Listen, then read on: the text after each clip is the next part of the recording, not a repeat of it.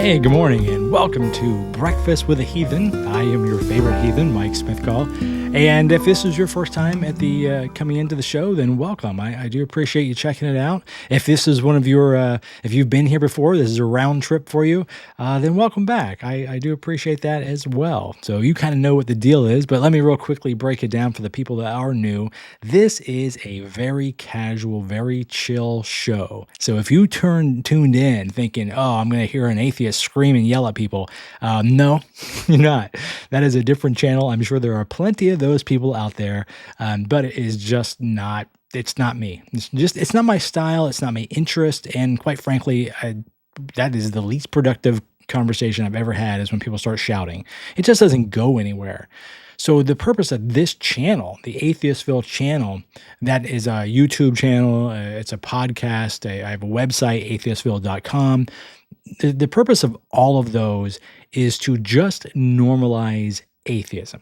It's a different belief, or, and I'm going to say belief only because I'm trying to give a perspective. It's a lack of belief technically, but you know where I'm going with this.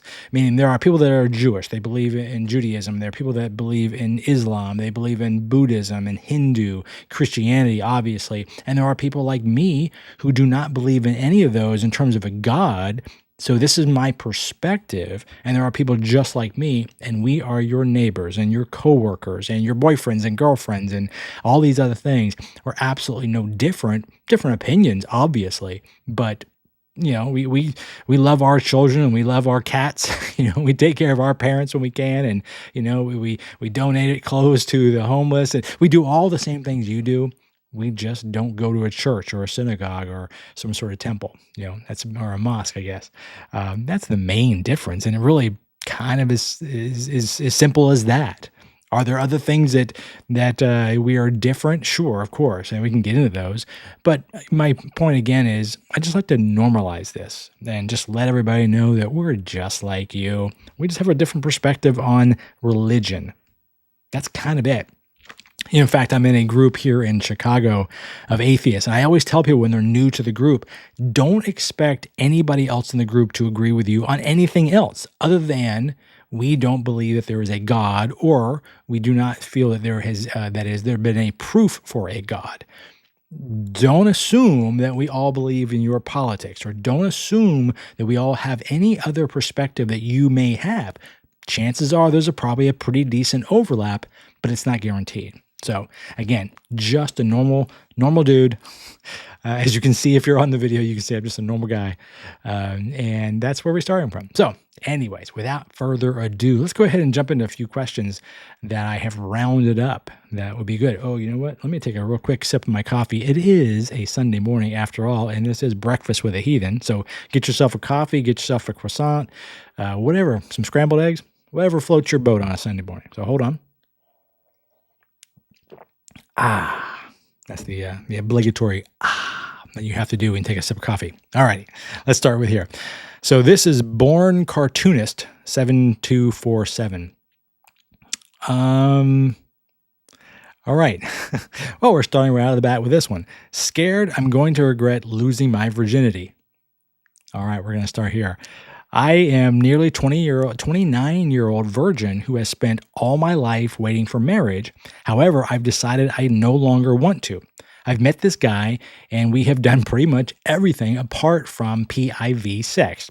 PIV, penis and vagina, sex. I know that's the next step, but I'm scared I'll regret it and be traumatized because the purity culture runs deep. What should I do?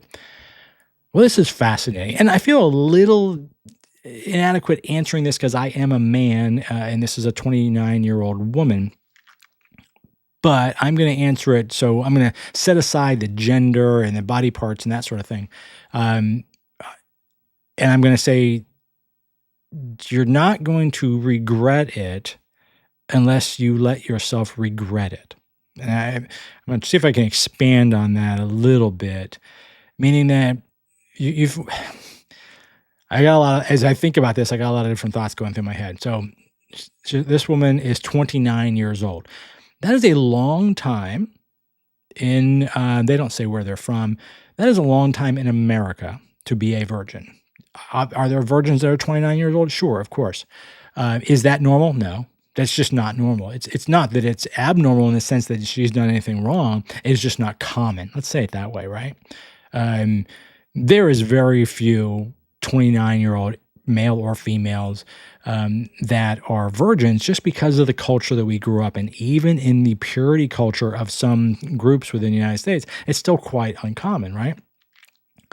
The problem with that, of course, is that they've built this thing up for 29 years, let's just say 10 or 15 years, probably since they were teens, and they've been told they can't have sex until they're married, and all sorts of things are going to happen to them, and yada yada yada. They've been told this, and they've built this, and they've accepted this, because as I read them, they're saying they'd be traumatized because of the purity culture.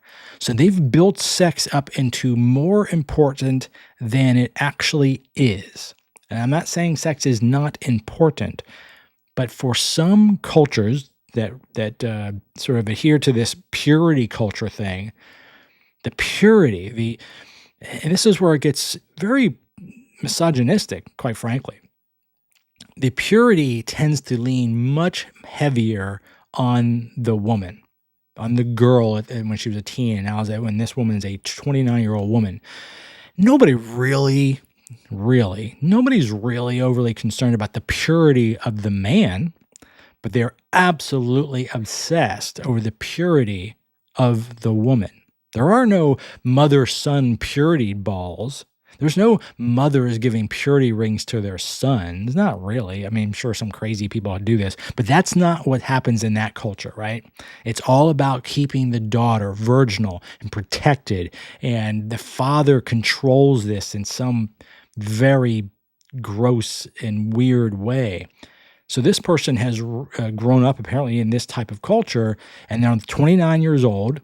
How they got through their teens and their early 20s without hormones just, wreaking havoc, I don't know, but okay. But now they're 29 and they're wondering, hey, I'm ready. I'm physically ready. I don't know that I'm mentally ready. And I don't have any advice to give her as a woman, but I would say that is 100% in your head. Realize that most of the world has sex. Most of the world has sex, and it's just fine. Your first time may not be the best time. I'm just going to put that out there. But there's nothing wrong with having sex. There really isn't. I mean, you want to take care of yourself, protect yourself. I'm sure at 29 years old, you probably know all those things. You certainly don't want to get pregnant at 29 from your first experience. So take cautions like you should, and like teenagers should, and they often do not.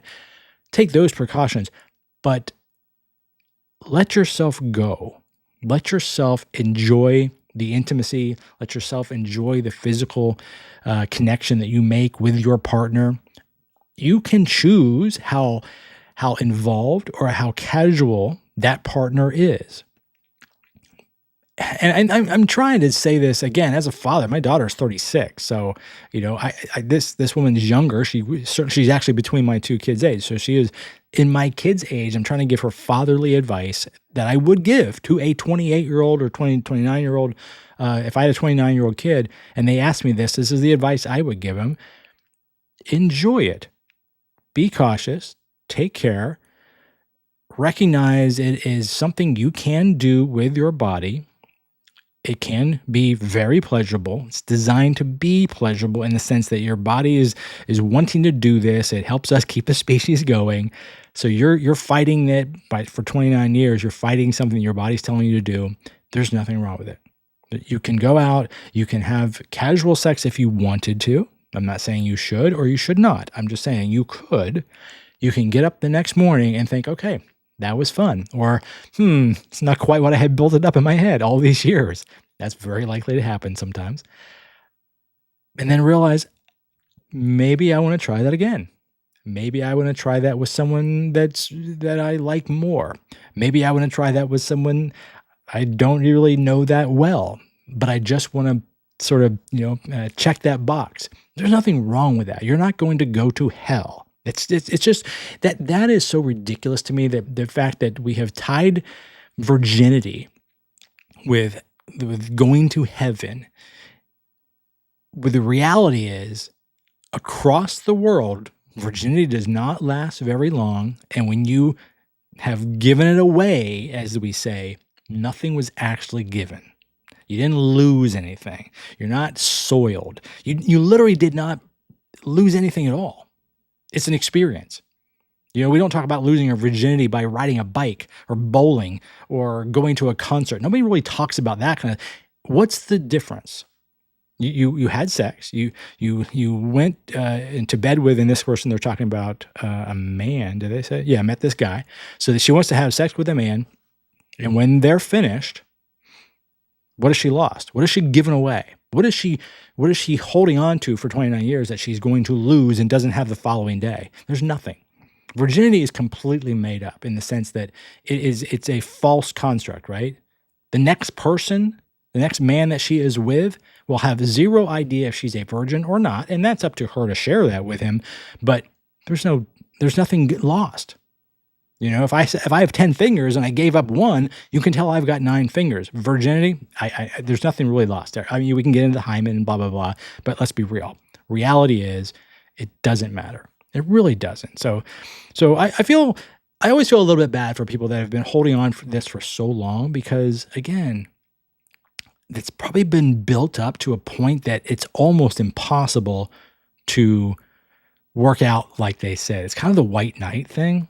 Like, oh, I'm waiting for this big moment. It's going to be just, champagne and roses and firecrackers and everything's going to go and it's going to be so fantastic. And then it's like, oh, that was kind of okay at best. Okay, have it again. Try it again. Learn something from that person and try it with another person or try it with that person 10, 15 times. It'll all work out. Most people that have sex again because it's kind of fun, right?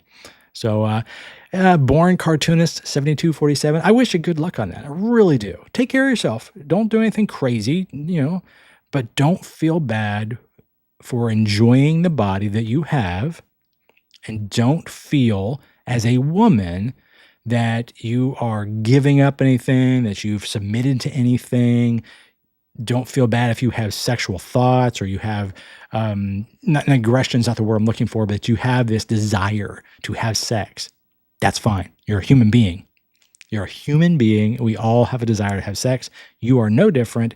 You're no worse. You're no better. You're simply like every other man and woman on this planet. So enjoy it. Have a good time. Let us know how it goes. I am absolutely kidding. You don't need to share that. All right. Let's see. What do we got here? The next one. Okay. 444 That's their name. 4 like the letter, or the number, F-O-U-R, then F-O-R, F-O-U-R, and then the word whore. 444 whore. All righty. Honest question. Does anyone actually know somebody who has converted to Christianity as an adult who didn't do something bad they were seeking forgiveness or renewal from? This is very interesting. I just made a video, a week or two ago about this same thing, meaning that nobody seems to convert to Christianity when things are going well, right? And I made a bit of a provocative video on that because it's sort of true, right? Most people, when things are going fantastic, I think the example I used was, if you just won the lottery, you don't generally convert to Christianity right then, right? You just don't. And the example I gave, and I can't remember where I found it now, but someone had sent me something, I can't remember what it was, and then I actually had a comment on one of my videos, and they referenced Alice Cooper, the rock star, right? Who's like, 80 years old now? He's an older guy. But he's and he's well known for this. He's a very devout Christian, which is strange because if you know Alice Cooper, he's a very theatrical and gory, and he's always been sort of out there. But he's a devout Christian and has been for many, many decades.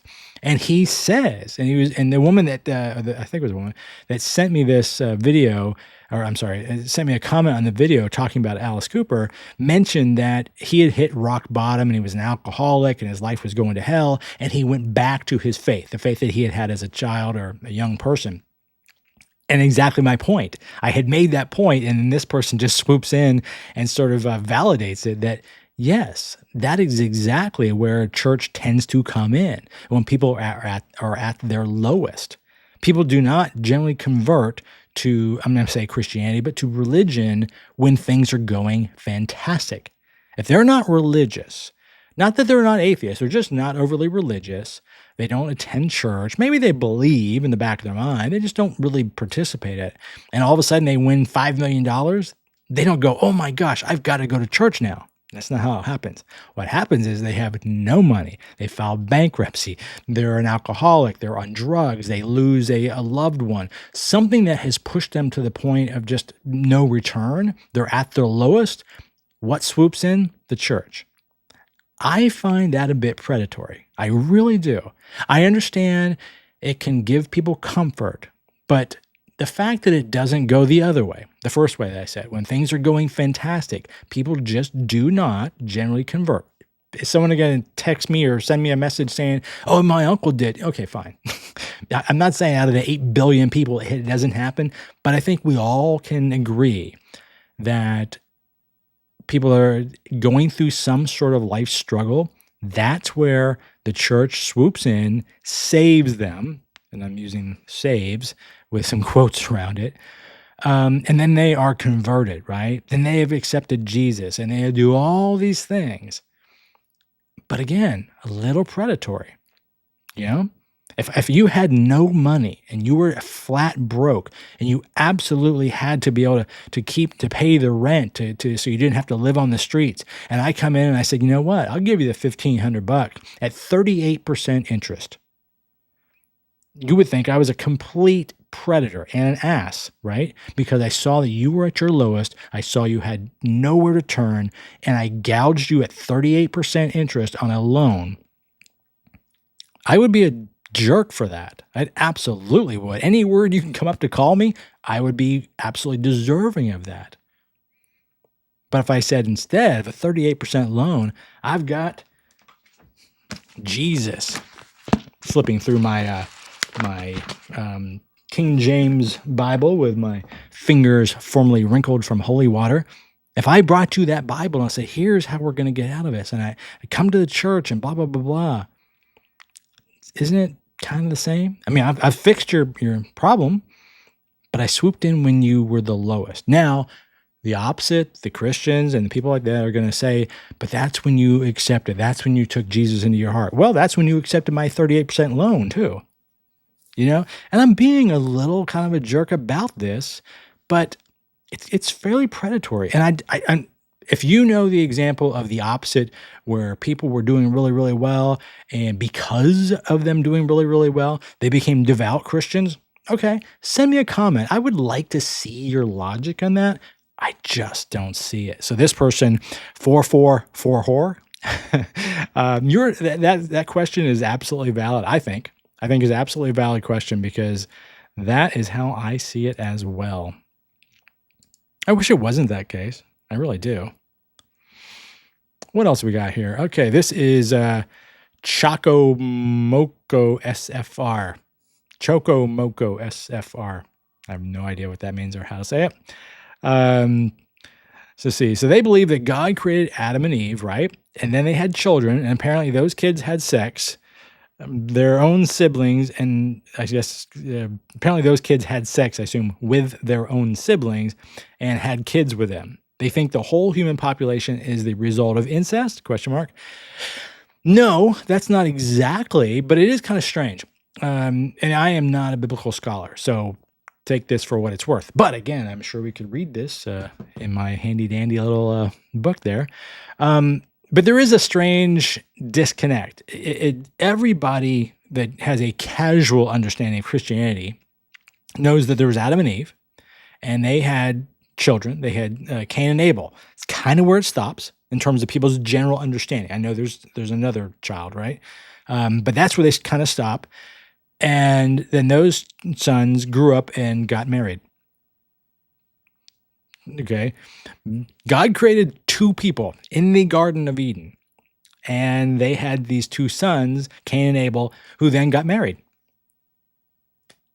It immediately falls off the cliff, doesn't it? Right?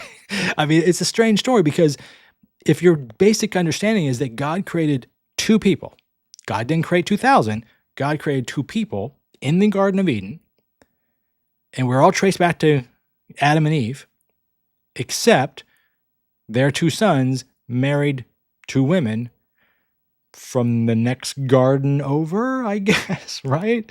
So the answer to their question for Choco Moco SFR, it is no, it's not incest, because there were these other available women.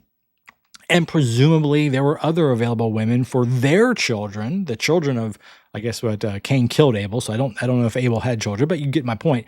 As it starts to branch out, I'm assuming that those children of these various arrangements and marriages found other spouses, and they had children, and it kind of to branch out. It's like Amway in some sort of pyramid scheme, but it doesn't really make any sense. So either the Adam and Eve story, again, as we all generally understand it, that there were these two people and everything spawns from these two people, either that's not true and there was just a handful of people spread out around the world, right?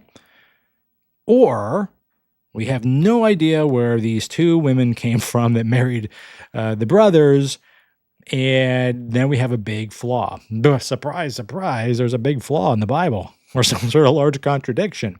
I don't know. Again, I'm not a biblical scholar. I don't pretend to be. I don't claim to be. I do not want to be. So if you've got the actual logic, not some sort of crazy preacher man, let me tell you and talk around it in big wide circles. That's a pretty obvious question. Either the only two people on earth were Adam and Eve and we all trace back to them, boom, or God actually made lots of people and the only people we happen to talk about are Adam and Eve. Okay, and maybe you'll say Adam and Eve were the first, but not the last that God planted. Well, man, that's like being the fourth guy to walk on the moon. Nobody knows who you are. That's terrible. You walked on the damn moon. If you're the fourth person that God made, man, I mean, yeah, really? Really? We got 8 billion people on the planet, and you just happen to be the fourth person? Don't even know your name. What do you have to do? I mean, you're the fourth person, right? Don't know their name. So I find that a very strange story to me. I mean, I find a lot of these stories very strange, but that's always been a little suspicious of that story. Let's move on. Worldly Ad 9213. All right, here we go. What is this one? Hi, everyone. I grew up as a Christian, but I lost my faith. Then turned to Buddhism and Hinduism, and now I've lost my faith in both of those, and I'm agnostic again. Okay, that's interesting. It's interesting because he grew up Christian, tried a couple other things out. He says he's agnostic again. So I'm assuming in the middle of these three, Christianity, Buddhism, and Hinduism, he was back and forth, maybe thought he was agnostic. Anyways, here we go. And I'm depressed. How do people cope with life being meaningless? Even though I don't believe in God anymore, why do I still have this urge to pray? Sorry for rambling. I just feel lost. Well, Worldly Ad 9213. There's a lot going on there, man. There's a lot going on there. So let me take your one line here. So how do people cope with life being meaningless? So that's a very interesting question that's quite telling. My first question, if I were to talk to this person, would be, why do you think life is meaningless? And I'm being very sincere here because here's what we hear all the time as atheists. Because we don't believe in God, we have nothing to live for. And it's simply not true. And some of us would say, no, I have nothing to die for. I have my 75, 85 years or whatever I've got on this planet, and that's it. All right? So life is not meaningless. I've got to make meaning of it every single day because I got nowhere to go after it's over, right? So my life is meaningful because I try to make it meaningful. I have a wife. I've got children. I've got friends. I got a cat. I try to do things that are meaningful to me. The lack of God has nothing to do with my life's meaning because I'm not trying to prop myself up for a next adventure, a next chapter after I die. My meaning for my life has to happen right now. So for this person, Worldly Ad 9213, your life isn't meaningless, man. It's really not. You're a valuable member of our community of people, of society, of human beings, whatever town you are, the friends that you have, the people that remember you like, oh man, I remember that person. Remember we were in ninth grade and we did that thing. You're meaningful. You are meaningful from the moment you wake up to the moment you go to sleep. Someone somewhere has been thinking about you. Someone right now is remembering a story that you were involved with. Your life has meaning. So take that to heart. You don't need God. You don't need Buddha. You don't need some sort of, what is that, Shiva, right? That Hindu god. You don't need any of these gods to have meaning. Your life is meaningful by itself. So don't let that depress you.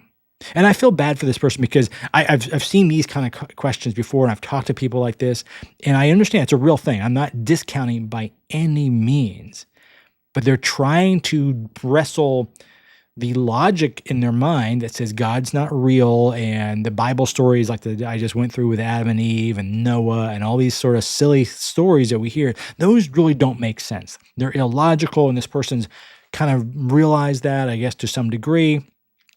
But at the same time, they've probably spent, like most people say in the United States, their entire life being told that there's a God out there. There's somebody out there watching over them or instructing them or giving this ultimatum. If you don't follow whatever rules that God has, then you're going to burn in hell for all eternity.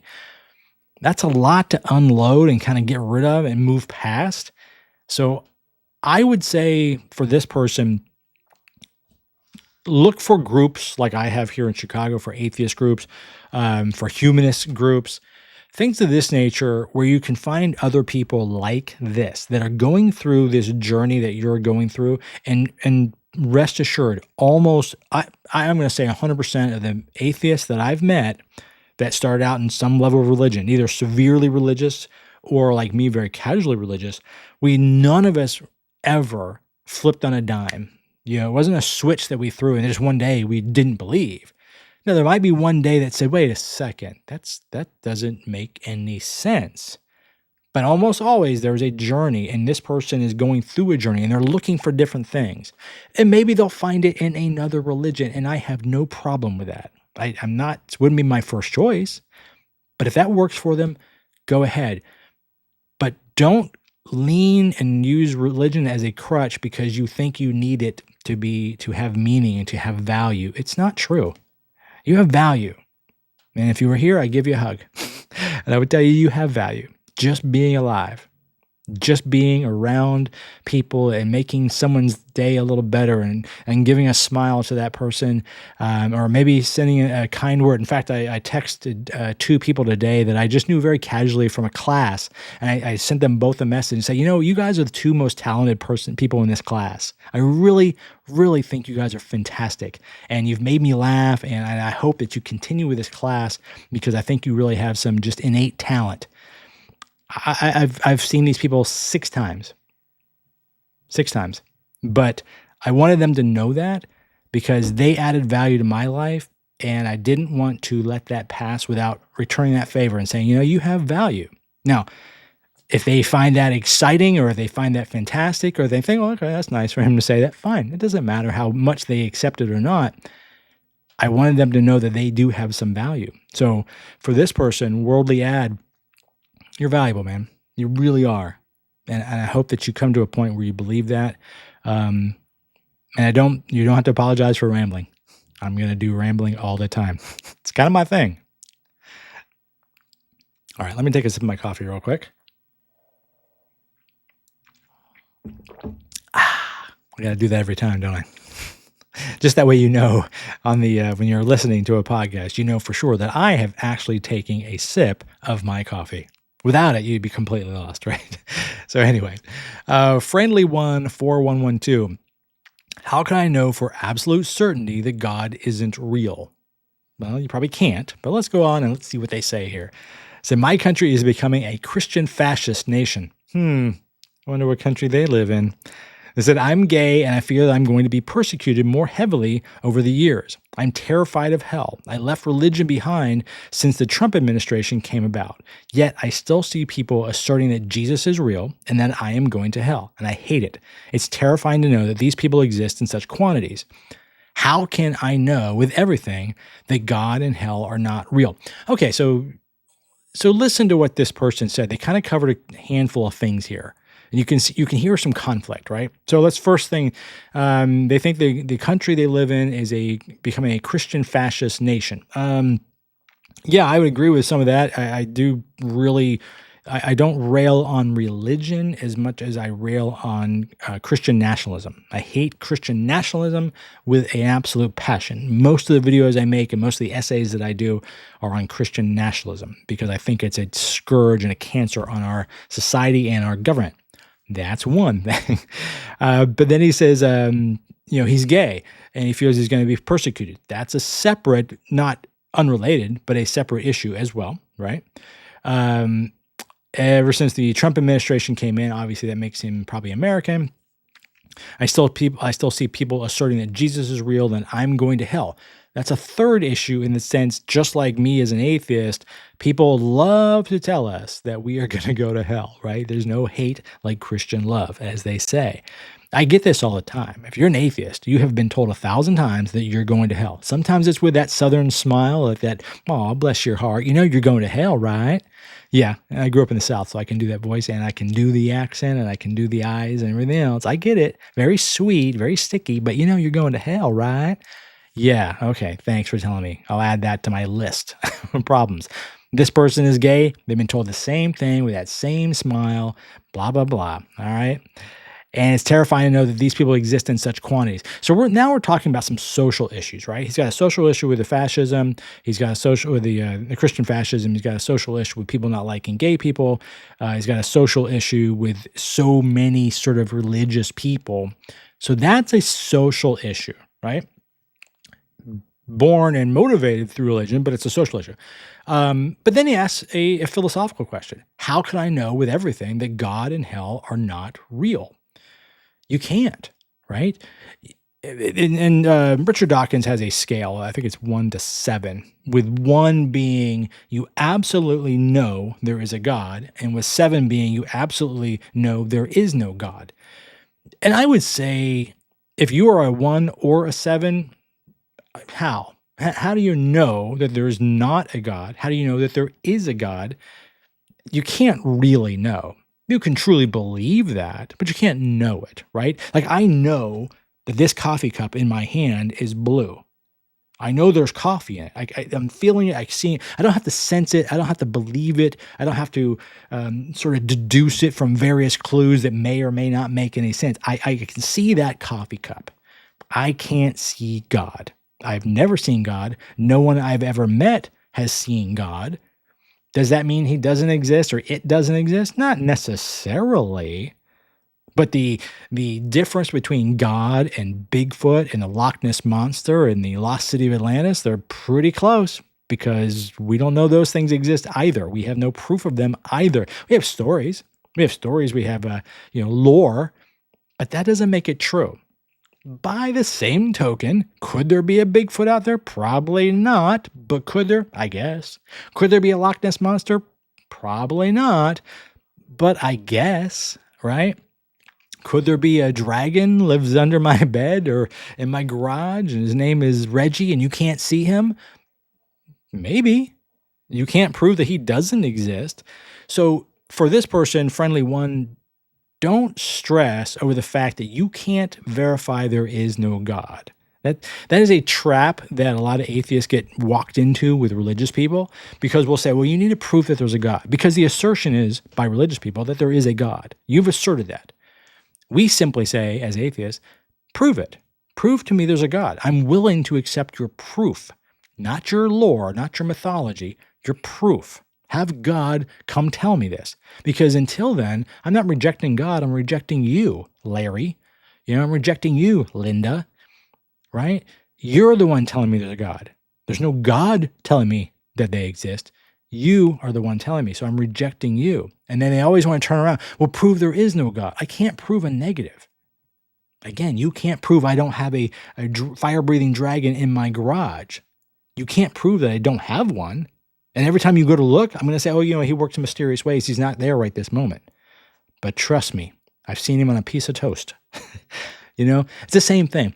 So for this person, don't stress over the fact that you can't prove that there's not, because you're going to stress yourself out for the remainder of your life if you're constantly worried about something that you cannot prove, you can't verify. And if you try to accept it, recognize you're accepting somebody else's opinion on their religion, which they're therefore biased by, and you're stuck with their beliefs. If you want to do that, that's fine. But clearly you have some major social conflicts with that group, right? You don't like the way the country's going in terms of Christian fascism. You're gay and you find that, rightly so in the sense that I agree with you, that there are a lot of religious people that will tell you that you are going to hell for nothing more than existing, right? And it bothers you that there are so many of them out there. We are absolutely outnumbered. You being a gay person, me being an atheist, we are behind enemy lines everywhere we go. That's fine. Carve out your little tribe of people that you feel you can be comfortable with, hang out with them, and ignore the rest. That's what I've had to do. I mean, I grew up in the South as an atheist. Come on. Now, I live in Chicago now, and nobody cares, right? But in the South, they absolutely do care. So, and as you well know, if you're in an area that sounds like you might be, where it's very religious and you're gay, you're going to be always in some level of conflict, right? When my daughter came out, she was like 17, I guess, or so. And I remember at some point early on in her life, maybe not immediately, but I remember telling her quite sincerely, first of all, we didn't care that she came out. We didn't care that she said she was a lesbian. She's 36 years old now. She's been a lesbian the whole time. Nobody cared. In terms of her brother, my wife and I, we didn't care. But I told her one time, look, I'm your father. If we're walking down the street, this is in Florida where we lived at the time, if we're walking down the street and someone makes a comment to you about the fact that you're gay, or quite frankly anything, then I'm going to take them out because I'm your father and I'm obligated to do that. And I'm going to want to do that. But I can't fight the world, and neither can you. So you got to pick your battles, right? You have to choose where you want to go with this life, knowing that unfortunately, if you're gay in this environment, you're going to get some pushback. And sometimes that pushback is ugly, and you're welcome to fight it, or you're welcome to ignore it. And you're welcome to choose back and forth between the two. But sometimes it's just, it's just not worth the fight. And I'm saying that as a person who's obviously not gay, but realizing that sometimes there's a big world and you cannot fight everybody. And is this person just being a jerk and kind of an ass and they've made a snide comment? Whatever, dude. Move on, So friendly one, I feel bad for you, brother. I do. I wish it wasn't the case. I wish for you. I wish for my daughter. I wish for all my LGBTQ friends that there wasn't this part of our society, or any society, quite frankly. And as a bit of an aside, I asked this question years ago on the YouTube channel. I mean, this is like 7 years ago. Do you know anybody that's homophobic without a religious component? I really don't. There are people that don't like the idea of being gay because they can't see themselves attracted to the same sex. I get that. I understand that it just doesn't appeal to them. And sometimes they take that a little too far. But the pure hatred, the hatred of gay people, that homophobic just outrage over people being in some level of LGBTQ, I've never seen anybody that has that level of hatred that didn't have it as a religious foundation. Putting that out there. If you disagree with me, I'd love to talk to you about that, but I've never seen it. And I've seen a lot of people that hate gay people with a passion, and they're also religious. No hate like Christian love, right? Alrighty, friendly one. Let's skip on. What are we going to talk about next here? This is a question I have as well. This is from Accomplished Box 2547. I don't understand how eternal hell could be fair with quotes around it, for not believing in God. Yeah, I don't know if I need to read the rest of this. Let's see. One of the things I have such a hard time talking to Christians about is the idea of eternal hell. I have been thinking about for several years now, and no matter what way a Christian tries to explain to me, I simply cannot understand why people who just don't believe in Jesus should go to hell forever. I'm with you. I'm 100% with you on that question. I mean, of all the sins, really? Really? And I've made this point on this show and other conversations as well. I could literally kill a busload of nuns, right? And 3 seconds before they put me to death in the gas chamber or wherever, if I said, I accept Jesus into my heart, I'm going straight to heaven because I've accepted Jesus in my heart.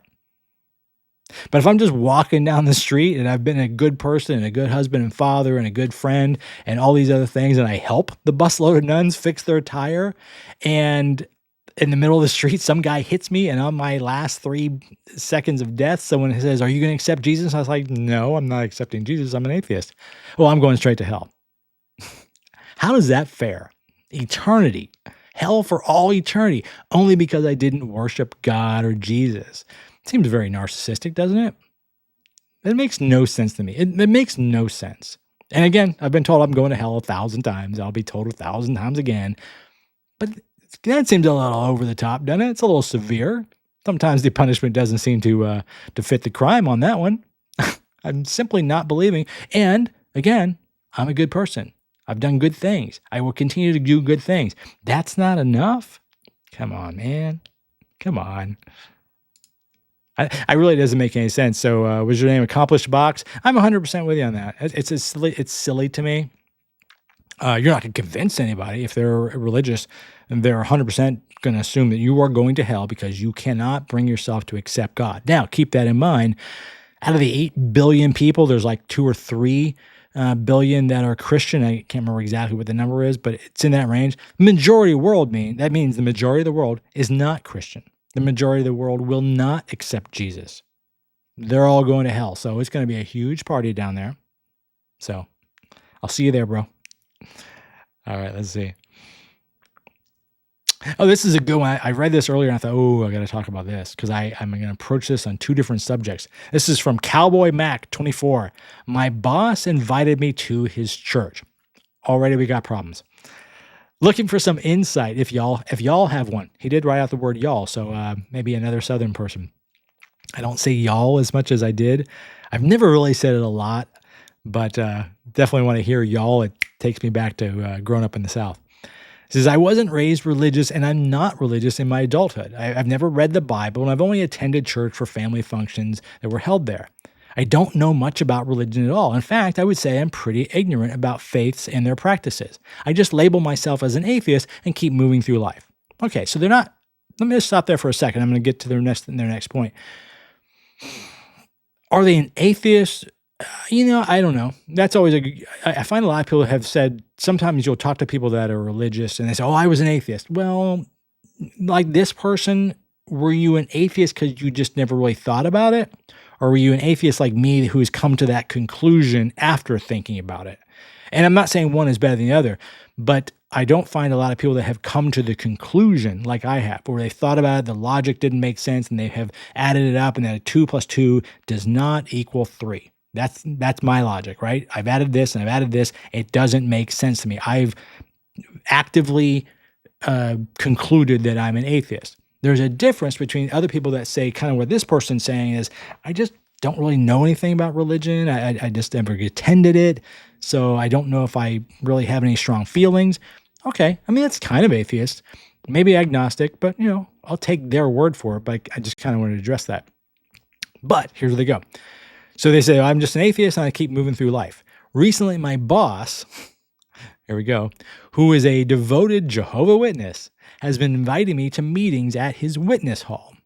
I know nothing factual about this religion other than they don't celebrate holidays.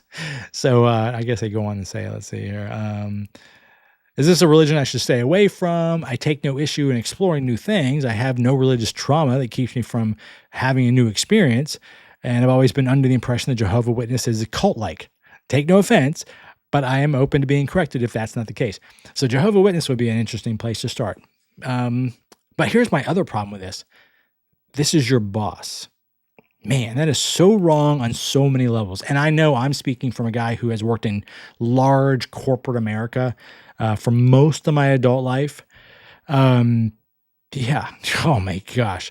Your boss, and he keeps saying he keeps inviting him, right? If your boss keeps inviting you to church and you've given any impression that you're not particularly interested, that is an HR violation. You don't sound like the kind of person that you're particularly bothered by it. And I wouldn't be bothered by it if someone asked me or even told me, hey, I'm doing something at my church. You guys are welcome to come. If I said, oh, that's fantastic. Hey, thanks for inviting me. But, it's just really not my thing. But I hope you have a great time. And if we left it at that, it wouldn't bother me at all. I am not that guy who freaks out because someone mentions religion or wears a cross or anything else, because I don't care. Because it's most of the world believes in something like that. It would not bother me. But if they kept saying it over and over again, hey, don't forget we're doing this thing on Sunday. Hey, don't forget we're having a prayer breakfast. Hey, don't forget we're doing. Okay, calm down, dude. Chill, right? This is not my thing. And now we're getting into a territory where I'm starting to feel that if I don't participate in your church as your employee, there could be some ramifications, and I would not take that well at all. So for this person, I'm giving you kind of two sides of this piece of advice here. One is be aware how this person is interacting with you. If you're cool with it, that's fine, but just keep an eye open to make sure that they don't see your atheism or your proclaimed atheism and your lack of attention to church or God or Jesus in this case, because they're a Jehovah's Witness. They don't see that as somehow a negative and it reflects negatively on you in the workplace. Just be aware of that. I'm not saying this person is doing that. I'm not saying you're bothered by this, but be aware of it because it would not be the first time. Okay? So keep that in mind. Second thing, check it out, man. Go to the church with them. If you're not offended by that, go to church. Check it out. I would. I have no great desire to go, but if someone invited me, I would go for the experience alone. When my daughter was a teenager, I guess early teens, middle school, her friend got bat mitzvahed, and I went. I took her and I stayed because I had never been to any kind of Jewish service, and I was just very curious about it. Okay, experience, check that off the box, I've been to a Mormon church. I've talked to the elders, and I've talked to kids, what do you call them when they were doing their mission work? Missionaries. I feel like I've been to a Mormon church. We used to live in Salt Lake City, and trust me, I did avoid it because it's kind of everywhere, but I've been to one. I've certainly been to Catholic. I've been to Episcopal. I've been to Southern Baptist. Trying to think if I've been to anything else. Not off the top of my head, but there might be one or two out there. I would go to all of them at some point just for the hell of it, right? I'm not going there to try to believe. I'm not there trying to cause trouble either. I'm just one of these people like, oh, I'm interested in learning. Now, am I going to spend a lot of time trying to track all these churches down? No, I don't care. But if someone asked me, I might, and catch me on the right day, I might go. So I'm telling this person here, Cowboy Mac, go. Go with an open mind. If you turn out that you find that is interesting to you or it offers you something, more power to you, man. I have no problem people doing it. Just keep an open mind. Keep an open mind. In the same time, keep an open mind that everybody's going to be very friendly. They're going to be very inviting. They're going to give you all this great love, and they're going to suck you into the group. So be open-minded that they're also doing that for a reason as well. They may be genuine, but there's also a weird, genuine agenda there sometimes that I'm not even sure that people always realize that's what they're doing, but that's what they're doing, right? They'll suck you in with that. But yeah, man, check it out.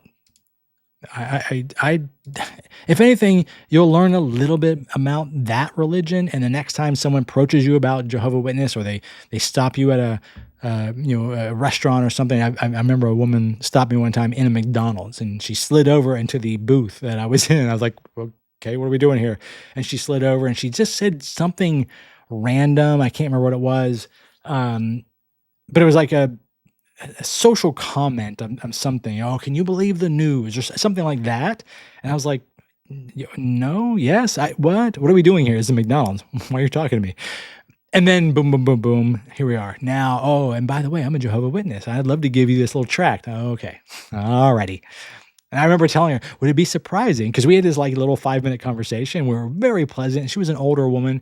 We're talking back and forth. And I said, would it be surprising if I told you I was an atheist? Which did sort of shut it down.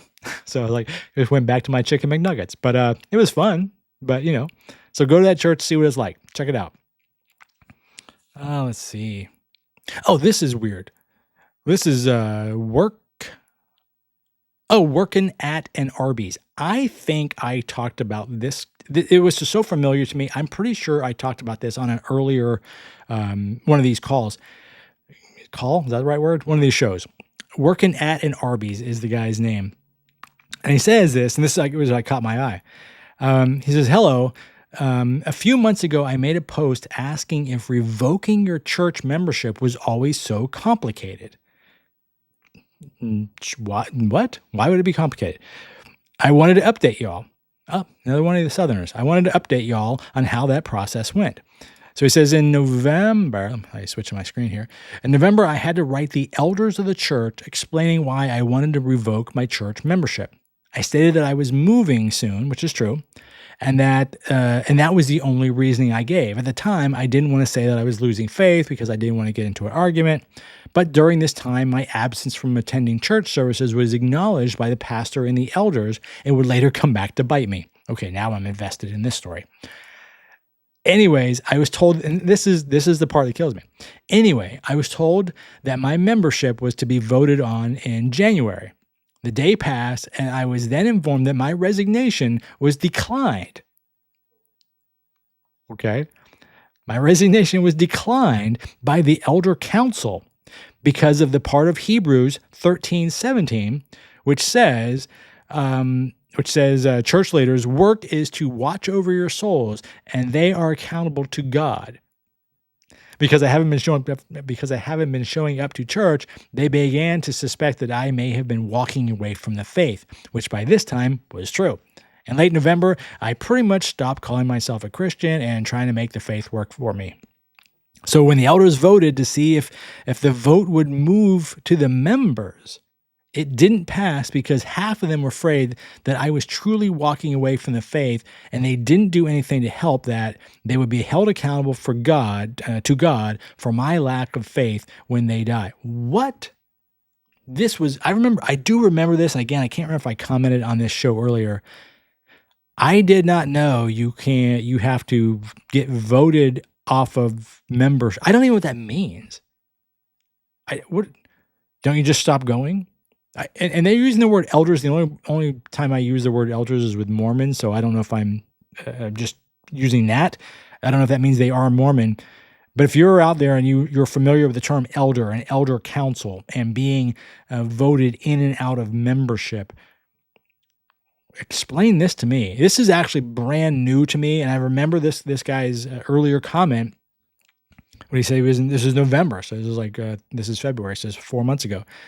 And I was confused then. I'm confused now because they said, no, you can't leave the church. I don't even know what that really means, though. I mean, obviously I can leave the church. I just won't ever come back. It's like, a gym membership. You're not paying, they're not charging you dues. So first of all, I don't really know why they want to be removed from membership or not. I mean, what does it actually matter? Again, as long as you're not losing anything, and he says he's moving. So what does that even mean? But then for them to turn around and say, no, we can't let you not be a member. I'm very confused by this. I really, if someone knows the answer to this, I'm genuinely very curious. Please let me know how that process works, because it is just so foreign to me that I can't do it. I just don't get it. All right, here. Let's see. We're right about time. So let me see. I'll take two quick ones here. This is from Umbral Rose 35. What is it with conservative religions and clubbing? Now, when I first read that, I first thought they meant like with a club. Like, oh boy, what kind of religion are you part of where they're beating you with a club? Nope, they meant clubbing like down at the club, They say, it seems that conservative religions tend to see nightclubs as places where people go purely to hook up, do drugs, and get drunk. Although I don't deny that those things happen, because they do. I am sure they do. It's not like there's cocaine distribution counters and dance floor orgies. Well, what kind of club have you been to? Speak for yourself. A lot of people who go to nightclubs do go to sing and dance and just socialize. So I always find it weird and paranoid that conservative religions vilify people who like to go clubbing as if they are living a sinful life. This is just me, though. So yeah, this is very interesting. In fact, I'm sure everybody remembers Footloose, right? You weren't allowed to dance. That was the whole point of that movie, because that little small religious town they lived in, dancing was forbidden. So you can imagine going clubbing. But this is actually very common. And I say it's common. It's common where I grew up in the South. I'm going to give a very old reference, which shows how old I am. I went to a Rick Springfield concert. So if you're old enough to know who Rick Springfield, Jesse's Girl, fantastic song. He was huge in the 80s, right? I guess into maybe the early 90s, but that was when it was his heyday. So I went to a Rick Springfield concert in Jacksonville, Florida, where I grew up. And I remember, now I was a metalhead, but I was also a pop person. I mean, I liked every kind of music. The 80s was wild with music, man. We had metal, like Motley Crue and all this kind of stuff. Then we had like the hair bands, like the Poisons and the Bon Jovis. Then we had the Rick Springfield and John Mellencamp. And then we had Run DMC. And then later on, NWA, the 90s. I mean, it was a wild time for music. Everything was happening. And I was kind of into all of it. So I went to a Rick Springfield concert by myself, as I recall. And I remember it was starting to rain. It was an outdoor concert. So he's going to be on an outdoor stage. It was starting to rain. This is Florida. This happens all the damn time. So we're all kind of staying there, and they're waiting for the rain to maybe subside so they can do the concert or not. Turned out they actually canceled it, and I never did see Rick Springfield. But while we're standing there's a guy with a life-size 10-foot cross that he is carrying over his shoulder, Jesus style, so to speak. And he's going up and down basically the rows of people that are standing outside, milling about in front of the entrance to this outdoor event, preaching the word. And I absolutely remember, dude, this is a Rick Springfield concert.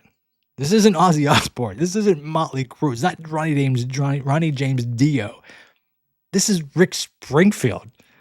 What? What are you doing? Why are you here? Why are you carrying a cross trying to preach to all of us sinners going to see Rick Springfield? I mean, what? So yeah, it's this person does kind of betray both sides of it. They do say, yes, of course, there are people at clubs that are doing drugs and they are there to hook up and they are getting drunk. Absolutely. Is it a hotbed of absolute sin? No. So maybe if you're compelled to save souls, you're going to go where there's definitely some need as you would see it. I mean, I guess that makes sense. I always wonder though, why? Why? How much do you get? I remember that guy again. I remember it so clearly because I was so struck by what an odd place to do your preaching. Did he get anybody? I mean, it's very performative, and you're walking around with this cross that you built in your shop, and it was on wheels because he had to drag it, right? So he's got little wheels hooked to the back, and he's dragging this stupid cross around, and he's trying to save our souls. Did it work? Did you get one soul? And I'm sure if you ask a person like that, they think, well, if I only get one, then it's been a success. Okay, all right, whatever, man. There's a guy that's on State Street here in Chicago. Everybody knows him. Older man, always well-dressed. He's there with his microphone and his little amp speaker or whatever, and he just preaches. Like a weird OCD, he just preaches. I don't know if he talks to anybody. He just blah, blah, blah, blah, blah, just all freaking day. He's on State Street all the time. He's been there for years. I haven't been down there lately, so maybe he's still there or not, but he was there for years. Everybody knows who this guy is. Does he ever get anybody? Does anyone ever come out of a Abercrombie and Fitch or whatever the hell's down there and say, oh my God, I'm so happy you're here. Convert me. No, probably not. I have a letter someplace, or I got a letter one time at my apartment in San Diego, handwritten letter from someone in the Jehovah's Witness, letting me know that, hey, God's available in case I need to talk. A handwritten letter. I mean, clearly it was handwritten. I just picture there's some woman, because it was from a woman, sitting in her kitchen, handwriting hundreds of letters. Boy, that is go work at a soup kitchen, go help burn victims in a children's hospital. sitting there writing handwritten letters or carrying a cross up and down a Rick Springfield concert. Come on, man. There's got to be a better use of your life and a more productive use of your life that actually would help people. Not trying to disrupt my Jesse's girl. Come on, man. All right, let's do one more, and then I'm going to run. Give you back your rest of your day here. And I saved this one because I thought this is so true. Would you join a religion where they celebrated the torture and death of their God? What if they sang songs about the pain and the suffering and about the blood? Would you join them as they enacted drinking his blood and eating his flesh? Would you be inspired by them wearing symbols of the torture apparatus around their necks? Would you support the highest achievement in this religion was accepting and believing it rather than honesty, decency, compassion, or simply being a good person? And it's actually kind of funny because we're so familiar with that story that it seems normal, but in any other context, you would run as fast as you can the opposite direction. And in fact, if I said that now about someone that wasn't Jesus, you'd run in the opposite direction.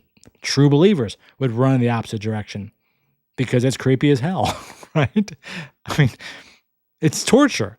It's a blood cult, right? In the sense that that's the whole point of this. People are bathed in the blood. I've had people tell me, I'm bathed in the blood. What? What kind of imagery is that? You're bathed in the blood. First of all, what? And yes, you're talking about a torture device. I think there was it Mitch Hedberg? Maybe Mitch Hedberg. I can't remember who it was now. One of the comedians is like, it'd be like JFK coming back and everybody's got sniper rifles on their necklaces, right?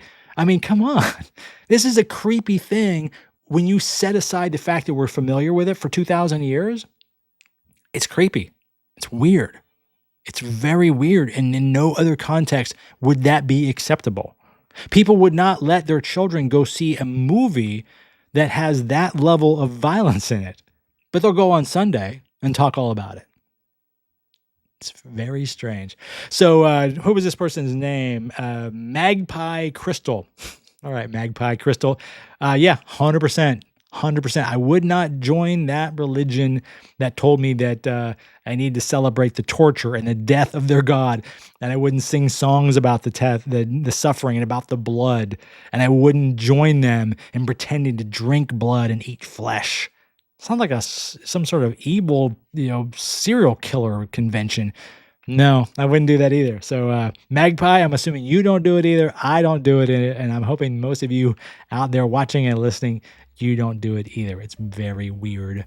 Or at least think about that for a moment and recognize it's weird. You might like it. It might work for you in your life, but it's weird. Anyways, again, this is Mike. My name is Mike Smithgall. This is the Breakfast with a Heathen. And make sure you check us out. The YouTube channel is Atheistville, as is the website, atheistville.com. Drop me a note if you have a question or a comment or you disagree or agree. I actually read every one of the comments because as long as you're civil, I will absolutely respond to you civilly as well. I have no problem talking. I don't like to interact with people that are just being jerks. If you're being a jerk for jerk's sake, save it. Call somebody else, man. Join their show or whatever. But if you have a question or you just dispute it, that's fine. I'll chat with you until the point where we're like, okay, we agree to disagree. That's fine. We can still be buddies. All right. You guys have the rest of your day. Have a great rest of your day and have a great rest of your week. Take care.